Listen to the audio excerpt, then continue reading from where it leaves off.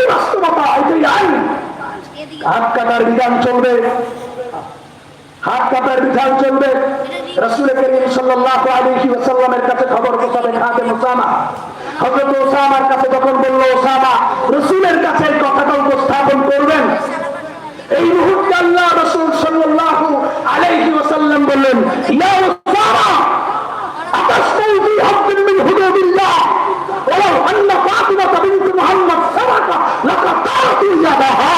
আল্লাহু আকবার, আল্লাহু আকবার। আমি বুখারী ইবারত করেছি, আল্লাহ রাসূল বলেন, ওসামা আতাশতাউ ফি হাদ্দিন মিন হুদুদিল্লাহ, তুমি কি আল্লাহর বিধানের ক্ষেত্রে আমাকে সুপারিশ করতেছো?